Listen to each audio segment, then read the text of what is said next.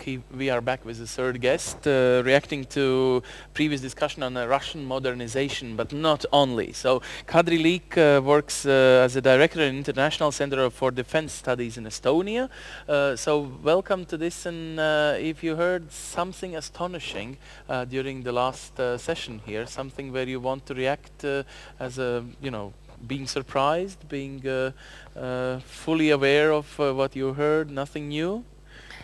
Thank you. Well, actually, I'm senior researcher with ICDS Okay, rather sorry. than director. Well, that it's was a my previous position. okay, good. But yes, I think it was a very good session, actually. Very good discussion.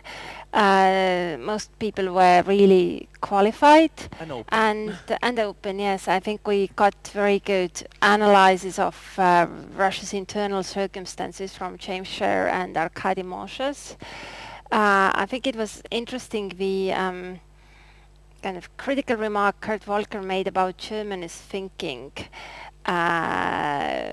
when Horst Teltschik had explained that sometimes when he quotes Putin or Medvedev in Germany without naming whom he is quoting, that people say, how dare you think so critically about Russia?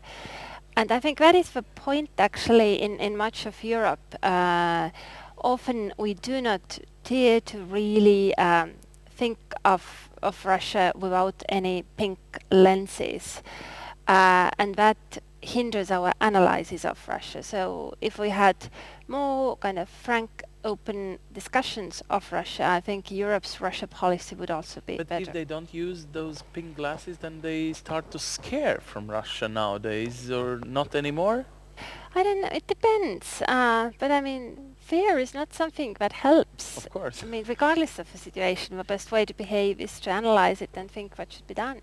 Mr. Moshes, he told or reminded that he believes that more than 1.3, I guess it was, million people, which is actually the size of your own country, left Russia recently, and most of them are willing for a democracy, good level of society, most probably. Therefore, they most probably left for Western countries. Do you think it's a new power that could grow somewhere in Europe and then come back with whatever evolution or revolution, that this process might make this change in the long run of democratization of the Russia, what we've been talking? And sometimes, modernization, we are actually meaning democratization. Yeah. I think it's unlikely that these people will contribute to change. They might return once the change has happened and make Russia a better country then. But in a way, emigration is kind of indication that they think that attempting to change Russia is kind of hopeless or too troublesome. Otherwise, they would stay in Russia and try to change it. There's maybe an interesting parallel with, there's lots of talk about Arab revolutions as well, events in North Africa. And I think it's become a common wisdom that largely what lies behind that change is stricter visa policies introduced after 9/11, which meant that young middle class who otherwise would have emigrated to the West now was forced to stay in Egypt or Tunisia in their homelands. And that's why they became instrument of change at home rather than emigrating and living their life abroad. We do not yet have that thing in Russia. I mean, in Russia, exactly the discontents have freedom to leave. Soviet Union didn't have that freedom. Soviet Union's borders were closed, and partly, I guess, that was a reason why perestroika could happen in as energetic a fashion as it did. Should we now pay a bill for those people, so NGOs that are developing, fighting internally in Russia? Well, the same happened to Estonia. Support from West was significant, or to Latvia, my own country.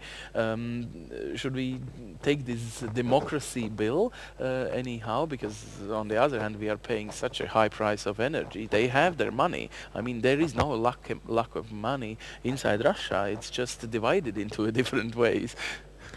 I think Russian NGOs definitely deserve support. Another question is that support, financial support, especially coming from the West, might get them into trouble with Russian authorities. This was a especially severe situation a few years ago when any Western links could put you in jeopardy in Russia.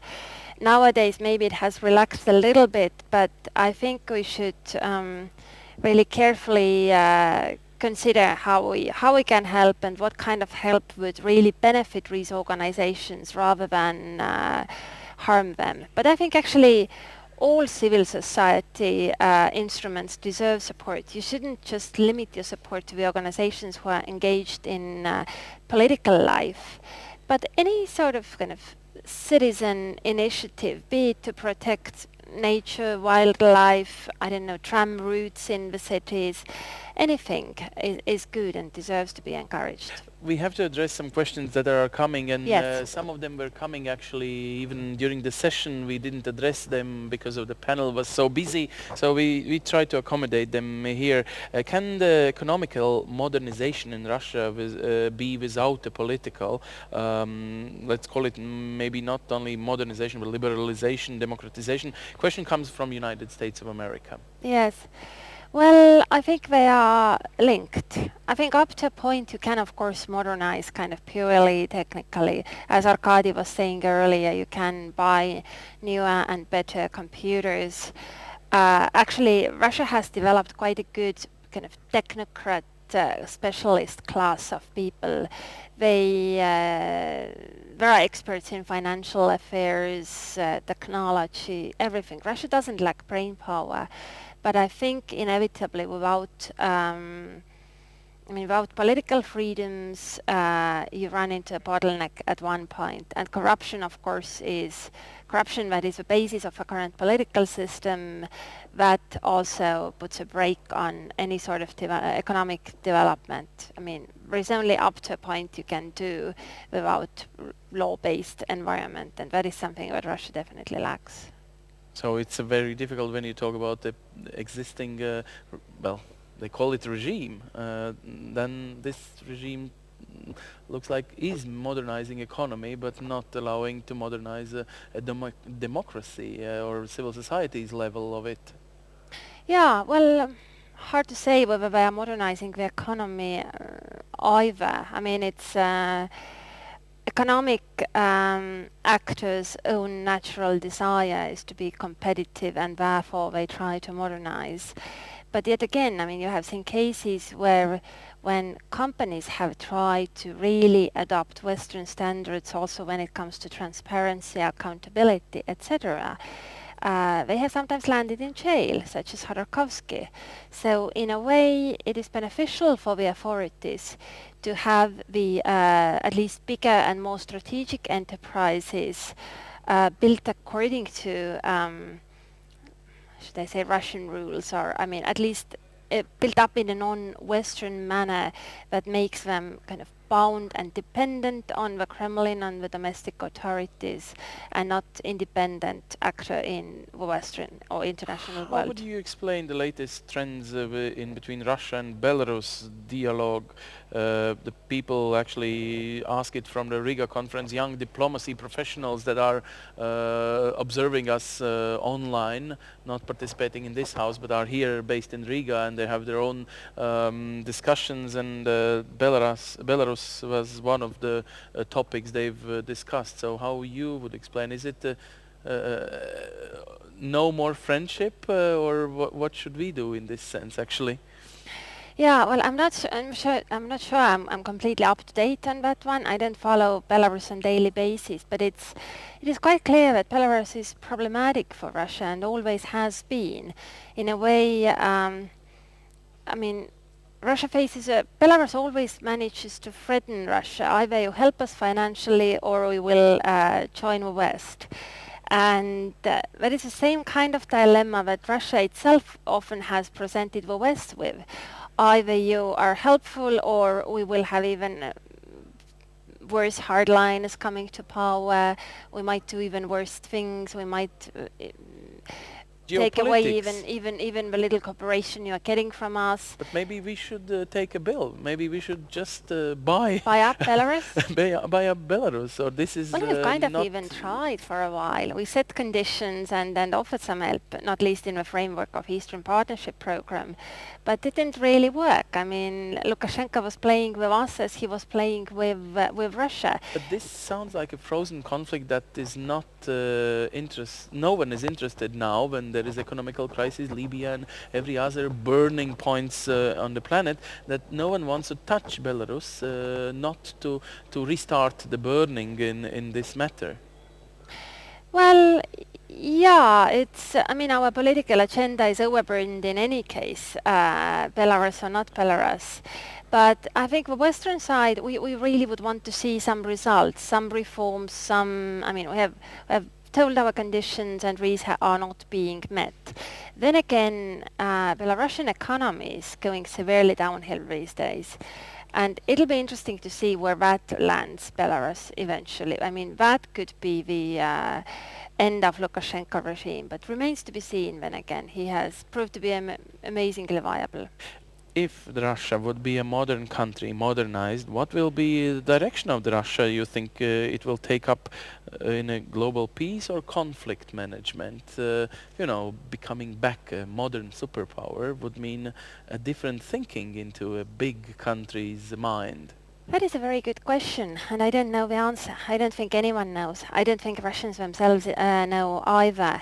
But it is true that when you look at Russia's foreign policy, there is very little strategy in it. I mean, it's mostly tactics, ad hoc maneuvering, and mostly it's geared towards maximizing Russia's influence to be used at a later date when Russia decides what it wants from the world.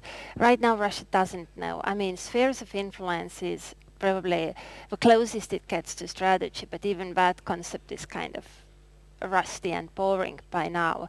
Otherwise, I mean, you would want to know what kind of world country as Russia wants to see, and you don't get an answer to that in Russian foreign policy documents. They all speak about maximizing Russia's influence, but I mean, for the sake of what? What are they trying to do with that influence? That you don't see, and probably cannot see, because I mean, Russia has just emerged from the collapse of the Soviet Union. Psychologically, it's still affecting them. Sure. And I would think that in the course of the next 20 years, they will be forced to redefine themselves very strongly again, not least because of the rise of China. Developments in North Caucasus are seriously troublesome. I mean, North Caucasus has become a failed region inside the Russian Federation, uncontrollable, ungovernable by anyone.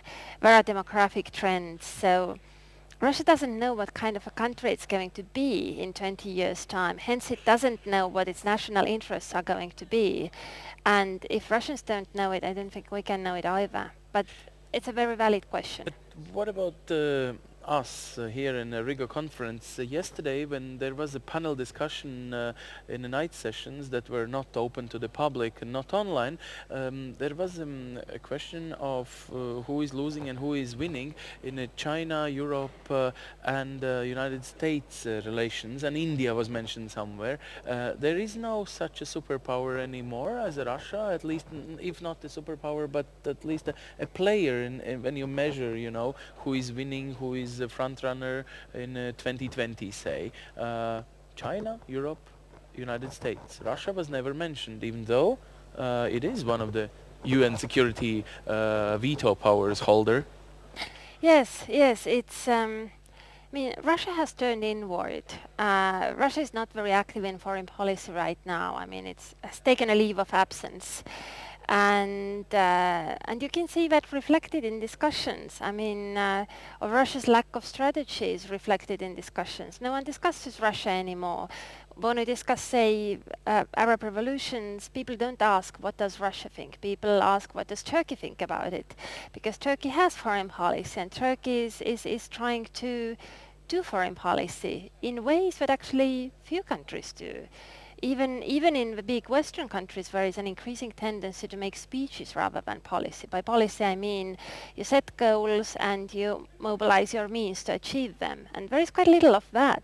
Do you think they are resetting their policy, that it will be not so aggressive as we used to hear from some documents? There was a quite aggressive language, especially before enlargement to the Baltics. We heard it so much. Maybe that's a change of wording. The new document will be just nicer towards at least the western side. It can be nicer, but I don't think we will see any strategic change, because in order to have a strategic change in foreign policy outlook, countries' kind of general identity or self-identification has to change, and I don't see that happening yet. Then again, things might be nicer. I think kind of Russia's aggressiveness peaked in the period from 2004 to 2008, and I think it was under a fairly unique set of circumstances, really. High oil prices, and oil prices that had been going up for the 10 years uninterruptedly. That was basically during the whole lifespan of Putin's regime. That was their only experience, that life only can get better. Then again, they felt threatened domestically because of they saw Orange Revolution and Rose Revolutions as Western-inspired regime changes, and they thought that the same was waiting Russia, and hence they saw the need to behave aggressively towards the countries whom they suspected of initiating such regime changes or having undergone those. Hence the furious propaganda wars against Georgia, Ukraine, Baltic states, NATO, US, etc. Plus, of course, America was badly bogged down in Iraq. George W. Bush was really unpopular. So Russia felt it could flex its muscles, and they could. And they basically got away with the war in Georgia. But I think by now circumstances have changed. So I expect Russia's foreign policy, I mean, when we see the next doctrines, really to be milder, but not necessarily more strategic. I think Russia will be hedging its bets and not really siding with anyone for quite some time to come, which then again is excusable because world is changing rapidly as well, and Russia might discover that having asked for a multipolar world, it doesn't really like it when it arrives. Well, and that's a reality anyway, will come probably. Thank you, Kadri. Liik, Thank you. You are a senior researcher in a defense policy, International Center for Defense Studies in Estonia. We will be back in 5 minutes or so to discuss the power politics in Central Asia and Afghanistan. This will be a panel discussion back on this stage here in the Riga conference, and we are looking for your Twitter or Facebook comments here. Of course, moderator Žaneta Wozolinga will pick up your comments as well. So please be active and make your sandwich probably now for 5 minutes and come back to us soon. Thank you. Thank you. Yeah.